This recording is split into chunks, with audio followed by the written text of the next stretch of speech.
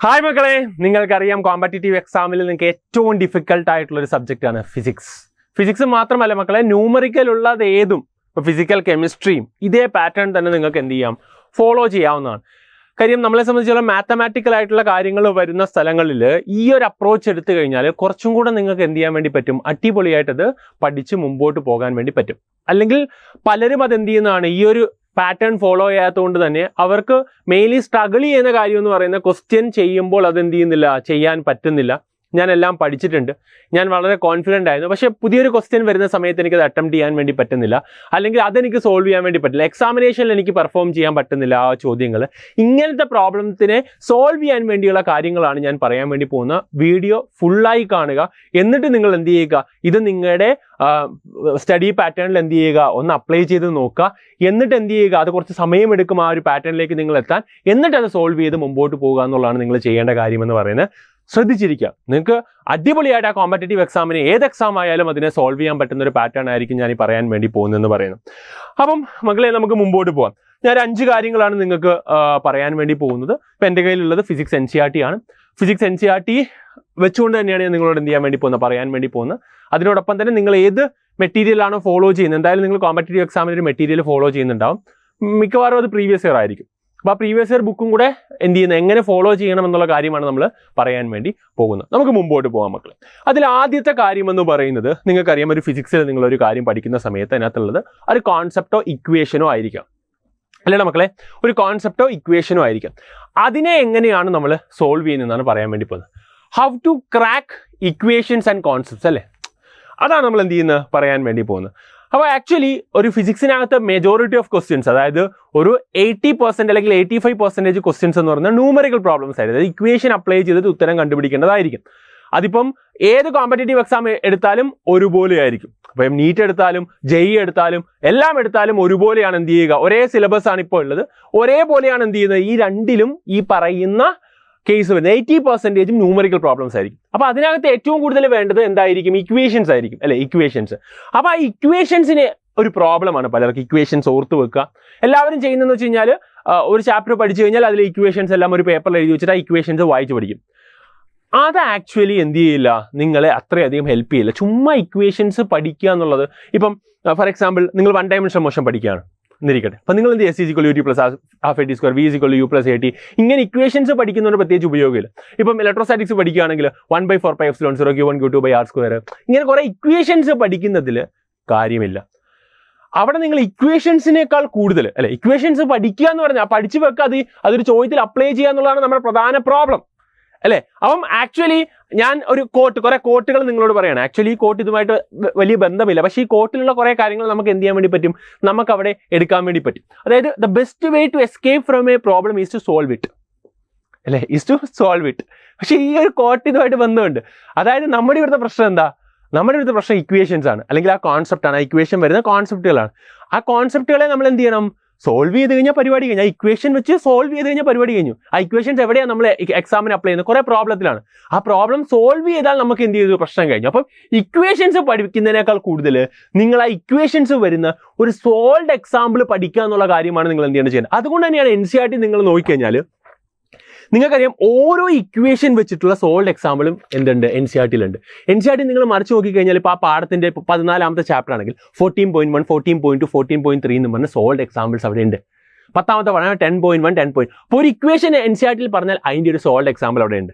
അപ്പോൾ നിങ്ങൾ എന്ത് ചെയ്യുന്ന സമയത്ത്, നിങ്ങൾ പഠിക്കുന്ന സമയത്ത്, ആ ചാപ്റ്റർ പഠിക്കുന്ന സമയത്ത് ആ ചാപ്റ്ററിൽ നിങ്ങൾ ഏത് ഇക്വേഷൻ ആണോ പഠിക്കുന്നത്, ആ ഇക്വേഷൻ വെച്ചിട്ടുള്ള ഒരു ഇക്വേഷൻ കാണാൻ പഠിക്കുന്നതിനേക്കാൾ കൂടുതൽ ആ ഇക്വേഷൻ വെച്ചിട്ടുള്ള ഒരു ചോദ്യം പഠിച്ചു കഴിഞ്ഞാൽ, ചോദ്യം എന്ന് പറഞ്ഞാൽ ആ പാറ്റേൺ പഠിച്ചു കഴിഞ്ഞാൽ, ആ പാറ്റേണിൽ ആ ഇക്വേഷൻ അപ്ലൈ ചെയ്തിട്ട് ഇങ്ങനത്തെ ഒരു ചോദ്യത്തിനാണ് ഈ ഇക്വേഷൻ ഉപയോഗിക്കുന്നത് എന്ന് നിങ്ങൾ പഠിച്ചു പോയി കഴിഞ്ഞാൽ അത് അടിപൊളിയായിരിക്കും. അതാണ് നിങ്ങൾ ചെയ്യേണ്ടത്. അപ്പം സോൾവ്ഡ് എക്സാമ്പിൾ, അപ്പം നിങ്ങൾ നോട്ട് ഉണ്ടാക്കുന്ന സമയത്ത് നിങ്ങൾ എന്താ ചെയ്യേണ്ടതെന്ന് ചോദിച്ചു കഴിഞ്ഞാൽ, ഇക്വേഷൻസ് എഴുതുന്നതിന് പകരം നിങ്ങൾ എന്താ ചെയ്യേണ്ടത്, ഫോർ എക്സാമ്പിൾ ഫസ്റ്റ് ഇക്വേഷൻ ഞാൻ എഴുതുകയാണ്.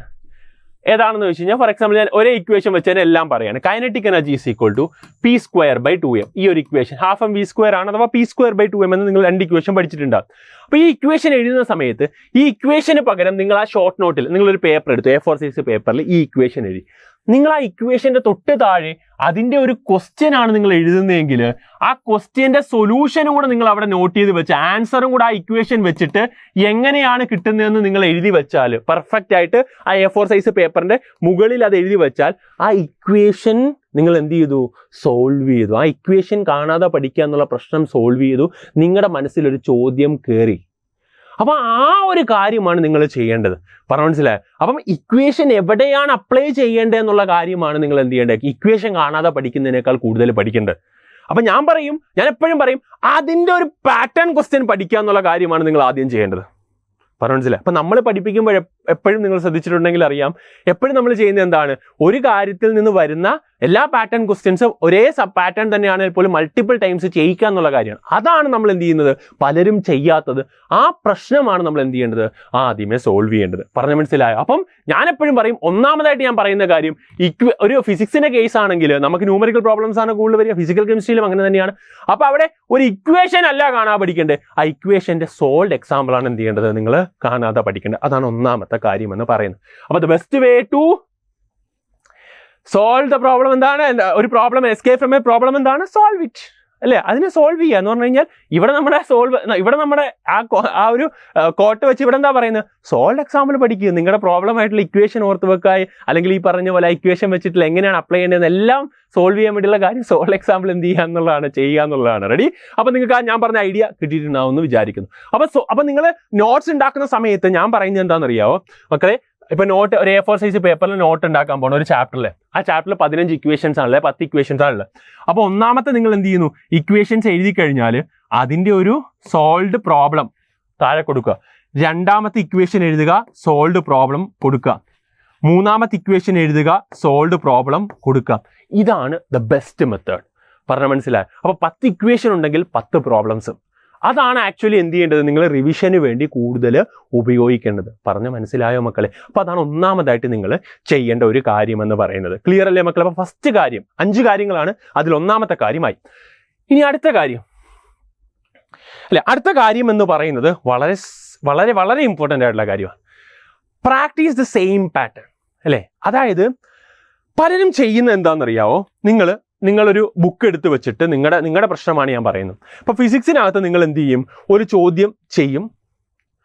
ചോദ്യം ചെയ്ത് കഴിഞ്ഞാൽ നിങ്ങൾ സൊല്യൂഷനിൽ നോക്കും. ഓ, ഇതിങ്ങനെയുള്ളായിരുന്നോ? മനസ്സിലായി, ഓക്കെ, വിട്ടുപോയി. ഇങ്ങനെ ചെയ്താൽ കിട്ടുമായിരുന്നില്ല. ഈ സ്റ്റെപ്പിൽ ഇങ്ങനെ കിട്ടിയിട്ടാണ് ഇത് ഉത്തരത്തിലെത്തുന്നത് എന്ന് പറഞ്ഞാൽ ആ സൊല്യൂഷൻ അവിടെ നിർത്തിയിട്ട് എന്ത് ചെയ്യും? അടുത്ത ചോദ്യത്തിലേക്ക് പോകും. നിങ്ങൾക്ക് ഒരിക്കലും ആ ചോദ്യം പിന്നെ വന്നാൽ ചെയ്യാൻ പറ്റില്ല. അതാണ് നിങ്ങൾ മനസ്സിലാക്കേണ്ട കാര്യം. സൊല്യൂഷൻ ഒരു തവണ നോക്കിപ്പോകുന്ന ആൾക്ക് ഒരിക്കലും എന്ത് ചെയ്യാൻ വേണ്ടി പറ്റില്ല, അത് വീണ്ടും എന്ത് ചെയ്യാൻ വേണ്ടി പറ്റില്ല, ചെയ്യാൻ വേണ്ടി പറ്റില്ല.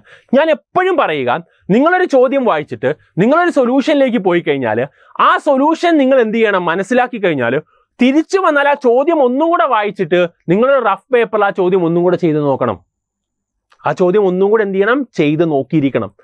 അല്ലാതെ നിങ്ങൾ ഒരു തവണ സൊല്യൂഷൻ വായിച്ചു ഓ ഇങ്ങനെയല്ലേ എന്ന് പറഞ്ഞാൽ നിങ്ങളുടെ മനസ്സിൽ അത് കയറൂല. നിങ്ങൾ ഓർക്കും, നിങ്ങളെ സമാധാനിപ്പിക്കും. എപ്പോഴും നിങ്ങൾക്ക് എന്താണ്? പണിയെടുക്കാൻ ഇഷ്ടമല്ല ആർക്കും.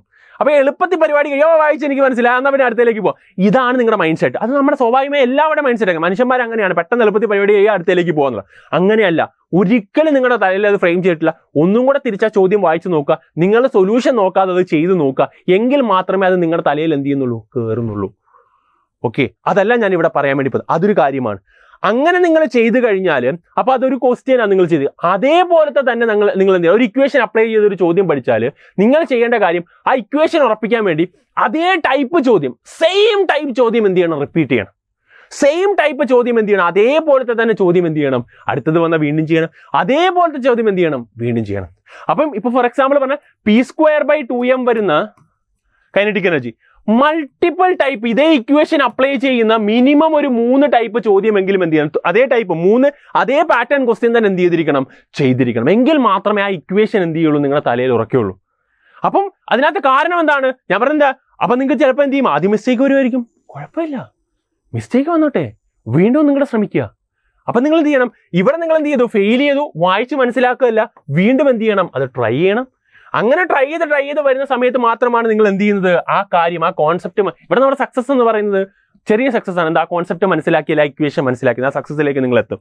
അപ്പം ഞാൻ എപ്പോഴും പറയുന്നതാണ്, don't practice until you get it right, practice until you can't get it wrong അല്ലേ?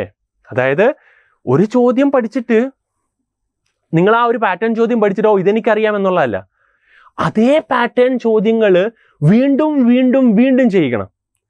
അതായത് നമ്മളിപ്പോൾ നോക്കിക്കഴിഞ്ഞാൽ നിങ്ങൾ നോക്കിയാൽ നമ്മുടെ ക്ലാസ്സുകളിലൊക്കെ നിങ്ങൾ ശ്രദ്ധിച്ചാൽ അറിയാം, ഒരു ഇക്വേഷൻ്റെ മൾട്ടിപ്പിൾ പാറ്റേൺ ക്വസ്റ്റ്യൻസ് പഠിപ്പിക്കും. എന്തിനാ അത്? അതുപോലത്തെ ഏതെങ്കിലും ഒരു പാറ്റേൺ ആയിരിക്കും വരിക. പറഞ്ഞു മനസ്സിലായി? അപ്പം ഒരേ പാറ്റേൺ ക്വസ്റ്റ്യൻ തന്നെ എന്ത് ചെയ്യണം? ഒരു ഇക്വേഷൻ അപ്ലൈ ചെയ്യുന്ന അതേ ചോദ്യം തന്നെ വീണ്ടും ചെയ്യണം, വീണ്ടും ചെയ്യണം, വീണ്ടും ചെയ്യണം. അപ്പം എന്ത് പറ്റും? നിങ്ങളുടെ ആ ഒരു കാര്യം എന്ത് ചെയ്യും? ഒരിക്കലും തെറ്റില്ല. മനസ്സിലായി? നിങ്ങൾക്ക് അടുത്ത ചെയ്യുമ്പോൾ നിങ്ങൾക്ക് എന്ത് ചെയ്യും? ചിലപ്പോൾ കറക്റ്റായിട്ട് കിട്ടിക്കാനും. പക്ഷേ ഇത് എക്സാമിന് വരുമ്പോൾ, ആക്ച്വൽ നിങ്ങളുടെ കോമ്പറ്റേറ്റീവ് എക്സാമിന് വരുമ്പം തെറ്റില്ല ഒരിക്കലും. കാര്യം നിങ്ങൾ എന്ത് ചെയ്യും? വീണ്ടും വീണ്ടും വീണ്ടും. അപ്പോൾ ഈ കോട്ട് പറഞ്ഞ കറക്റ്റല്ലേ? നമ്മൾ പ്രാക്ടീസ് ചെയ്യുന്നത് എന്തിനാ? നമ്മളത് എന്തിനാണ്? ഒരു തവണ കറക്റ്റാക്കാനല്ല, ഒരിക്കലും അത് റോങ് ആകില്ല.